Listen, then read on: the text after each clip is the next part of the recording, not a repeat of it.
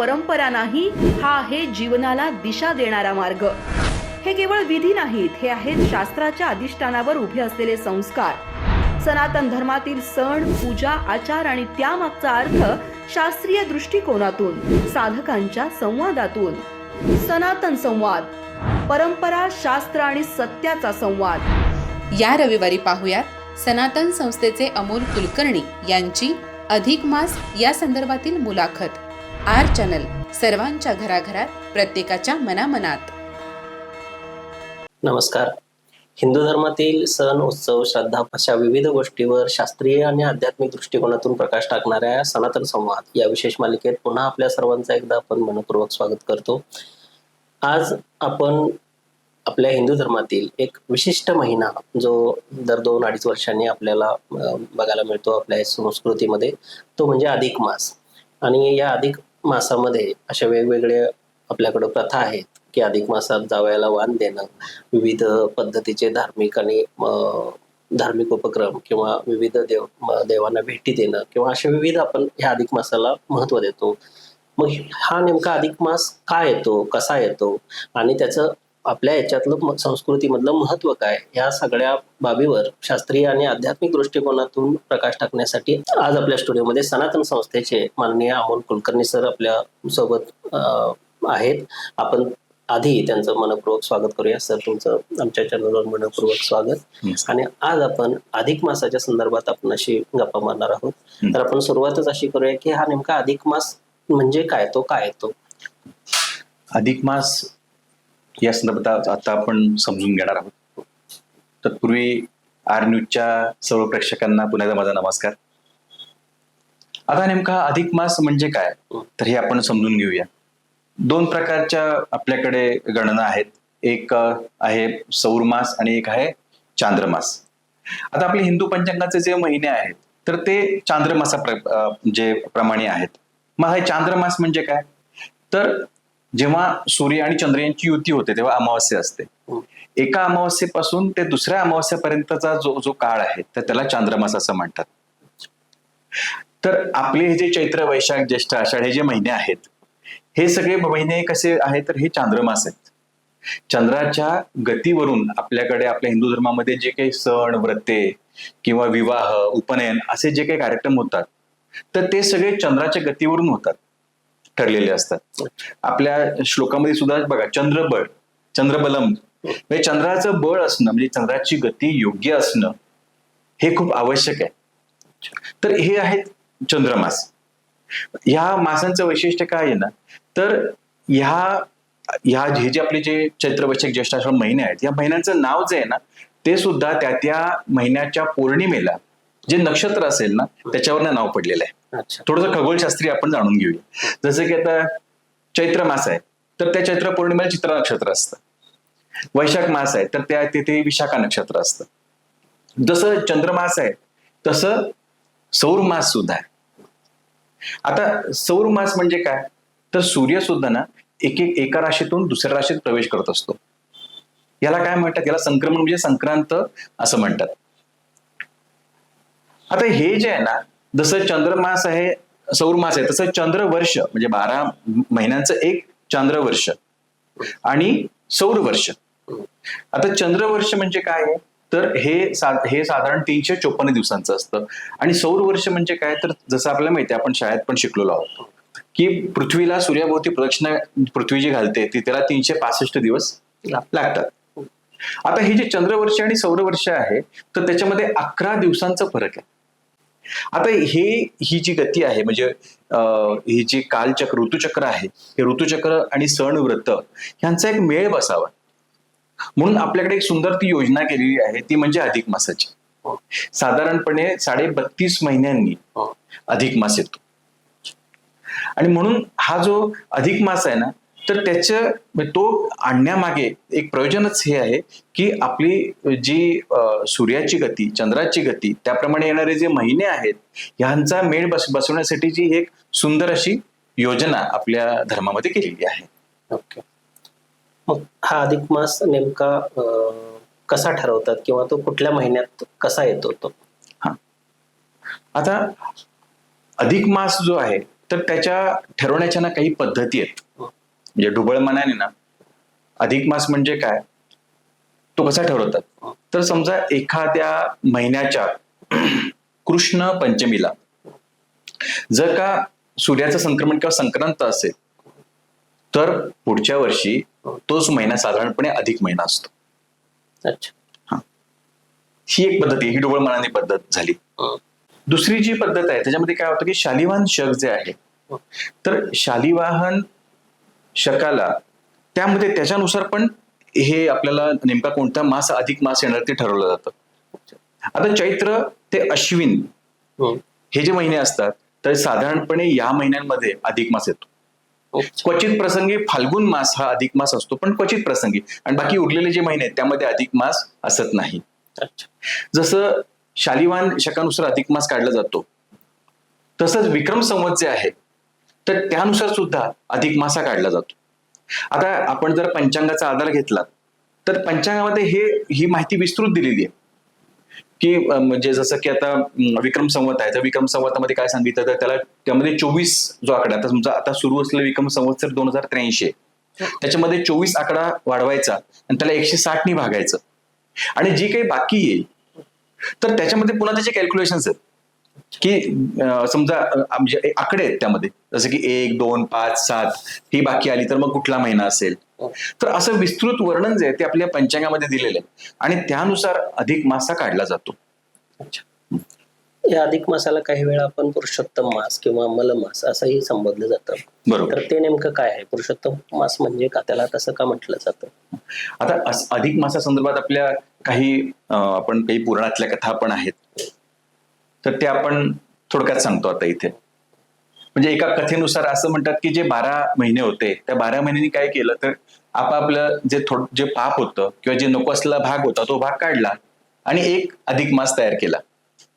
आता आपल्या हिंदू धर्मामध्ये ना प्रत्येक महिन्याचा एक देवता आहे, प्रत्येक महिन्याचा एक स्वामी आहे, पण हा जो महिना आहे हा महिना वेगळा काढल्यामुळे त्या महिन्याला कोणी स्वामी नव्हता, अधिष्ठाता देवता नव्हती, आणि त्यामुळे हा महिना अपवित्र असा मानला गेला.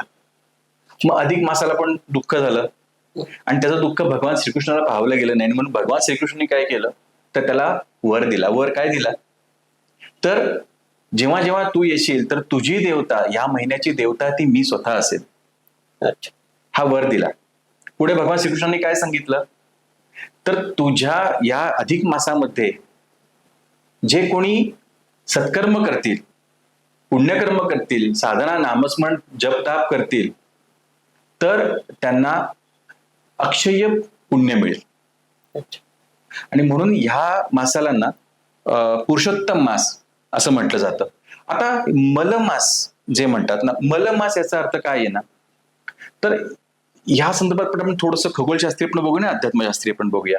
आता हा जो महिना आहे ना, या महिन्यामध्ये ना चंद्र आणि सूर्य या दोघांच्या गतीमध्ये फरक पडतो. या महिन्यामध्ये सूर्याचं संक्रमण नसतं, सूर्य एका राशीतून दुसऱ्या राशीत दर महिन्याला प्रवेश करतो. अधिक मासामध्ये तो कुठेही प्रवेश करत नाही.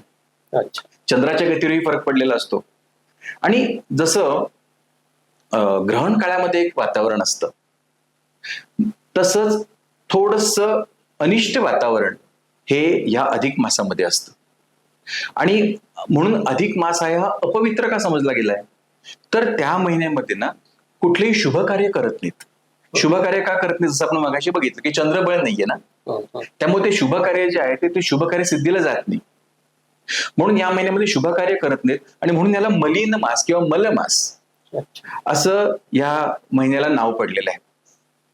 पण तसंच या महिन्याला अजून काय म्हणतात, धोंड्याचा महिना पण म्हणतात. ऐकलं असेल तुम्ही, आपल्या ग्रामीण भाषेमध्ये त्याला धोंड्याचा महिना असं म्हणतात. आता धोंड्याचा महिना पण का, जसं आपण एखादा व्यक्ती असेल की तो काहीच करत नाही, त्याला धोंडा म्हणतो नाही, तो धोंडा परवडला, म्हणजे धोंड्याचा अर्थ की त्याचा उपयोगच नाही काही. तसंच हा जो मास आहे ना, तर ह्या मासामध्ये इतर कुठलेच काही करत नाहीत, शुभ कार्य कुठलेही करत नाहीत. आणि म्हणून हा जो मास आहे तर ह्या मासाला ना धोंड्याचा महिना अधिक किंवा मलमास असेही संबोधलं जातं. पण जसं भगवान श्रीकृष्णाने सांगितलेलं आहे की या महिन्यामध्ये जो कोणी जप ताप व्रत वैकल्य करेल तर त्याला त्याचं अक्षय्य फळ पण मोठ्या प्रमाणावरती या मासामध्ये मिळतं. आणि म्हणून या मासामध्ये ना विविध प्रकारची व्रतं या महिन्यामध्ये अधिक मासामध्ये केली जातात. अच्छा. मग आता तुम्ही म्हणताय की अधिक मासामध्ये शुभ कार्य केली जात नाही, तो मलिन मास असाच समजला जातो. आणि दुसऱ्या बाजूला आपण म्हणतोय की त्या काळात तुम्ही व्रतवैकल्य करा. मग हा नेमका फरक काय, म्हणजे व्रतवैकल्याने काय साध्य होतं या महिन्यात? म्हणजे आता आपण जसं समजून घेतलं की हा जो अधिक महिना आहे याच्यामध्ये थोडंसं वातावरण अनिष्ट झालेलं असतं. म्हणजे एक प्रकारची वातावरणामध्ये नकारात्मकता पण वाढलेली असते. सर्वसामान्य आपल्याला हे लक्षात येत नाही, पण जे उन्नत असतात, संत असतात, ज्यांना सूक्ष्मातनं कळतं, स्पंदनांचा अभ्यास असतो, त्यांच्या हे नक्की लक्षात येतं. आणि आपल्या ऋषीमुळींनी म्हणून तरी योजना केलेली आहे अधिक मासाची. तर हे जे अनिष्ट वातावरण आहे, त्या अनिष्ट वातावरणाचा स्वतःवर परिणाम होऊ नये, या वातावरणाचा संपूर्ण समाज आणि प्रकृतीवर परिणाम होऊ नये म्हणून आपल्या धर्मशास्त्रामध्ये काय सांगितलं ना, की विविध व्रत सांगितलेले आहेत किंवा विविध उपासना सांगितलेल्या आहेत. आता हा जो अधिक मास आहे, या अधिक मासामध्ये जसं आपण त्याला पुरुषोत्तम मास म्हणतो, तर भगवान श्रीकृष्णाची पूजा करावी, भगवान श्रीकृष्णाचं नामस्मरण करावं, अखंड त्याचं ध्यान करावं, हे सांगितलेलं आहे. तसंच ह्या अधिक मासामध्ये ना अधिक नामजप जो आहे तो करायला सांगितलेला आहे. या अधिक मासामध्ये विविध तीर्थयात्रा कराव्यात हे सांगितलेलं आहे. याच अधिक मासामध्ये देवदर्शन करायला सांगितलेलं आहे. अधिक मासाच्या मध्ये विविध पोथींचं वाचन करायला सांगितलेलं आहे. म्हणजे आपण जर का साधनेच्या दृष्टिकोनाने बघितलं ना, तर खऱ्या अर्थाने देवाच्या अखंड सानिध्यात राहण्याची एक संधी या अधिक मासाच्या निमित्ताने आपल्याला मिळालेली आहे. आणि त्या माध्यमातून काय होतं ना, की आपली जी मनोवृत्ती आहे ना, ती जी चंचल असते, तर ती ईश्वराच्या चरणी लीन राहते. आणि मग आपली वृत्ती आहे ना, ती वृत्ती पण अंतर्मुख होते. तसंच या अधिक मासाच्या निमित्ताने अजून एक काय सांगितलं, अपूप दान करायला सांगितले. अपूप दान म्हणजे अनारशाचं दान. याच अधिक मासाच्या निमित्ताने दीपदान करायला सांगितलेलं आहे. अधिक मासाच्या निमित्ताने तांबूल दान करायला सांगितलेलं आहे. म्हणजे सौभाग्यवती स्त्रिया काय करतात, तर असं म्हणतात की महिनाभर जर का तांबूल दान जर केलं तर अखंड सौभाग्य प्राप्त होतं. तर अशी विविध व्रत या अधिक मासाच्या निमित्ताने केली जातात. आता शुभ कार्य जी आहेत ना, तर ती शुभ कार्य केली जात नाही. ह्याला कारण हेच आहे की जर मगाशी म्हटलं आपण चंद्रबळ नसतं, आणि चंद्रबळ नसल्यामुळे जे कार्य आहे त्या कार्याला जे आध्यात्मिक ऊर्जा आवश्यक आहे ती आध्यात्मिक ऊर्जा मिळत नाही, म्हणून शुभ कार्य केली जात नाहीत. आता तुम्ही मगाशी म्हटलात की वेगवेगळे दान केले जातात, तसे आपल्याकडे आता जावया अधिक मास आला की जावयाला दान करण्याची प्रथा रूढ आहे. विशेषतः 33 अनारसे जावयाला दिली जातात. या पाठीमागे नेमकं शास्त्र काय आहे? म्हणजे आपल्याकडे हिंदू धर्मामध्ये जावयाला श्री विष्णूचं स्वरूप हे मानलेलं आहे. आता जसं आपण जाणून घेतलं की अधिक मास हा त्याला पुरुषोत्तम मास म्हणतात, त्याला श्रीकृष्णाचं मास असं म्हटलं जातं. तर जावयाला श्रीकृष्ण म्हणजे काय, तर श्री विष्णूचंच ते एक रूप आहे, अवतार आहे, आणि तो 100% अवतार आहे, म्हणून पूर्ण पुरुषोत्तम म्हटलेला आहे. तर आपण जावयाची पूजा केली जाते किंवा जावयाला दान दिलं जातं. आता हे जावयाची केलेली पूजा किंवा जावयाला दिलेलं दान आहे ना, याच्या मागे एक संकल्पना काय आहे, तर जावयातल्या भगवान श्रीकृष्णाला, श्री विष्णूलाच एक प्रकारचं ते दान आहे. म्हणून जावयाला श्री विष्णूचं रूप मानून तर त्याला ते अनारशाचं दान दिलं जातं. आता हे अनारशाचंच दान का द्यायचं, तर आपण बघितलं की अनारसा कसा असतो, खुसखुशीत असतो, किंवा अनारसाचा त्याला छिद्र असतात ना, तर अनारशाला ना ब्रह्मांडाचं रूप मानलेलं आहे. अच्छा. तर मग आपण संपूर्ण ब्रह्मांडाला शरण गेलेलो आहोत, आणि ते जे शरण झालेलं ब्रह्मांड आहे तर ते आपण श्रीकृष्णाच्या, श्री विष्णूच्या चरणी अर्पण करतोय, हा भाव हा त्याच्या मागे असतो. दुसरं म्हणजे काय की 33 अनारसेस का द्यायचे, असा एक साधारण प्रश्न असतो.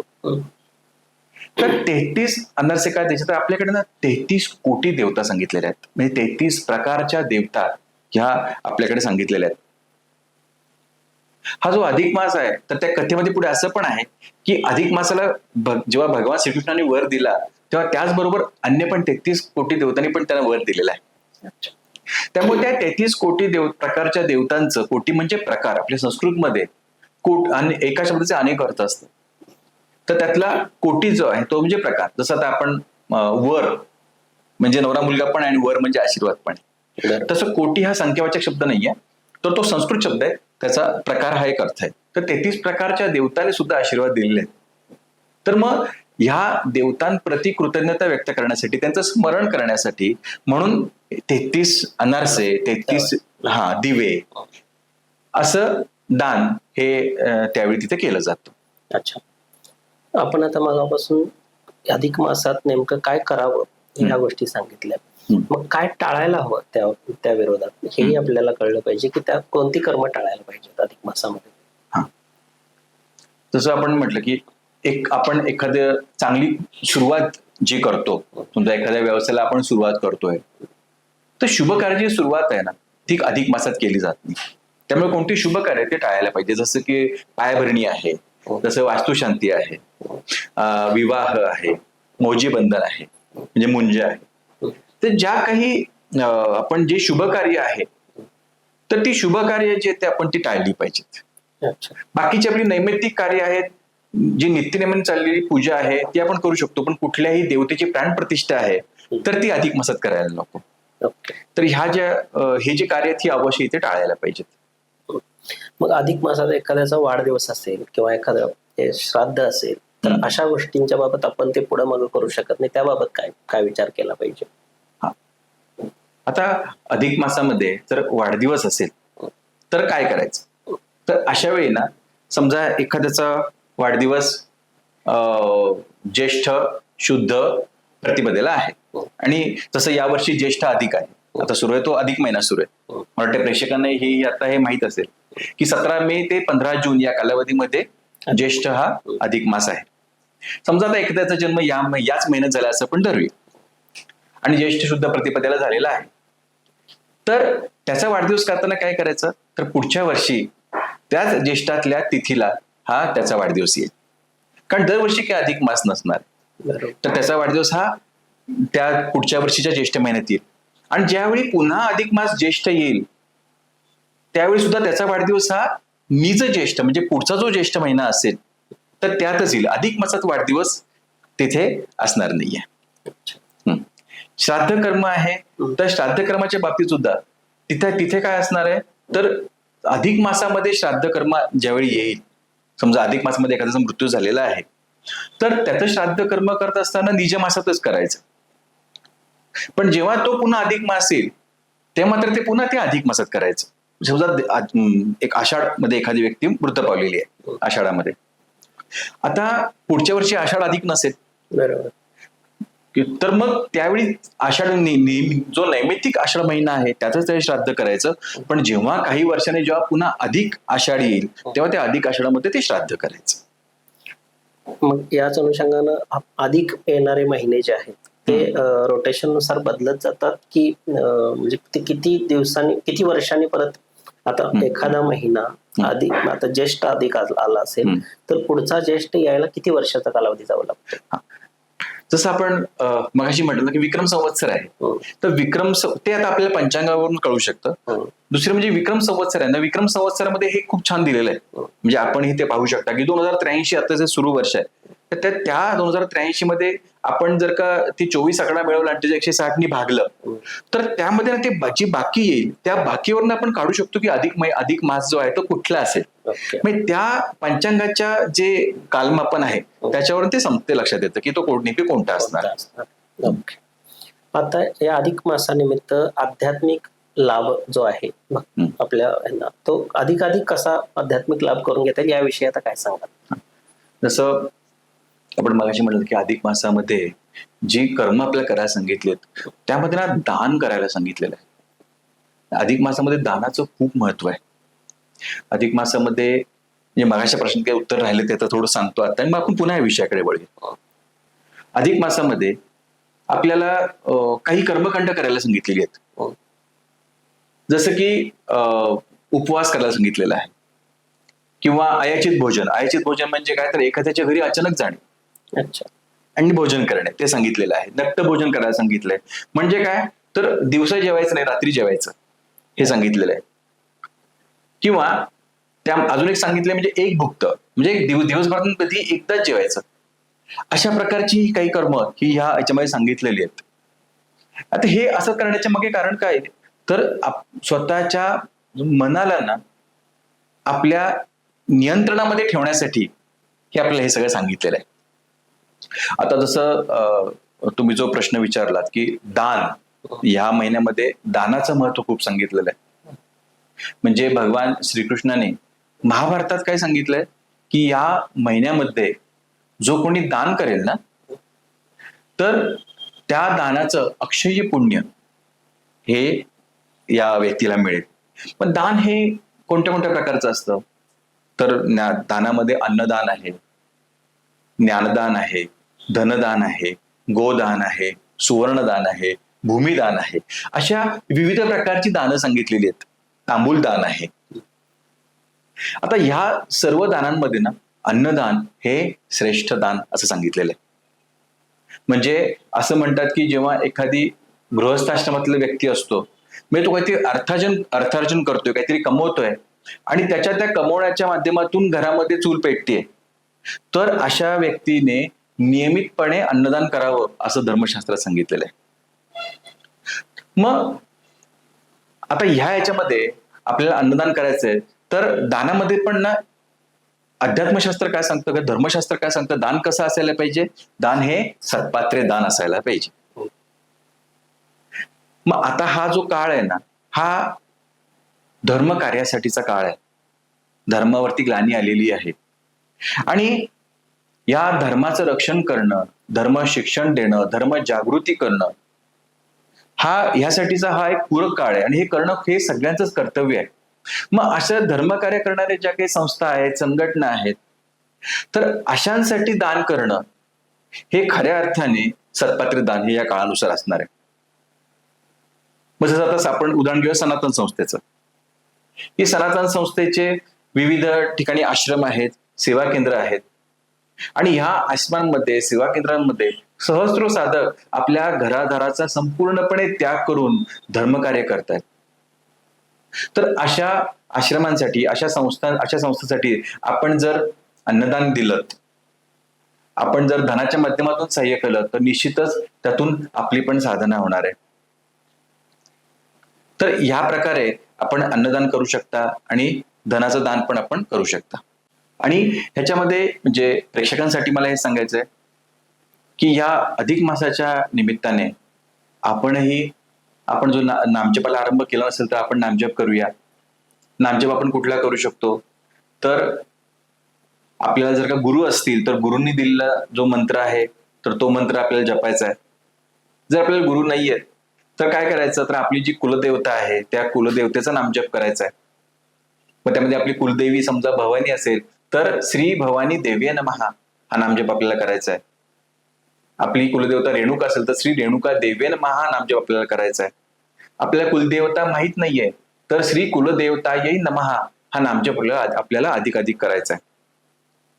त्याचप्रमाणे आज कलियुगामध्ये सर्वांना अल्पाधिक प्रमाणात पूर्वजांचे त्रास आहेत, तर ते त्रास कमी व्हावेत किंवा आपल्याला होऊ नयेत यासाठी अधिक श्री गुरुदेव दत्त हा नामजप करायचा आहे. या अधिक मासाच्या निमित्ताने आपल्याला हा जो नामजप आहे त्या नामजपामध्ये वाढ करूया. या अधिक मासाचा आध्यात्मिक स्तरावर लाभ घेण्यासाठी आपण देवाला प्रार्थना करत राहूया आणि अधिक नामजप करत आपली साधना आहे ती साधना अधिक वाढवूया. एवढंच मला या निमित्ताने सांगायचंय. नक्कीच अधिक मास म्हणजे फक्त जावयाला वाण देणे इथपर्यंतच. ज्या आमच्या दर्शकांना माहिती होती त्यांना आपण अधिक मास नेमका काय येतो, कसा येतो, तो कशा पद्धतीनं आपण त्याचा आध्यात्मिक लाभ घेतला पाहिजे, या सगळ्या गोष्टीचं आपण खूप सुंदर विवेचन केलं. आपण इथं आलात आणि आमच्या दर्शकांना या अधिक मासाविषयी खूप अधिक सांगितलं. याबद्दल आपलं मनपूर्वक आभार आणि धन्यवाद. नमस्कार.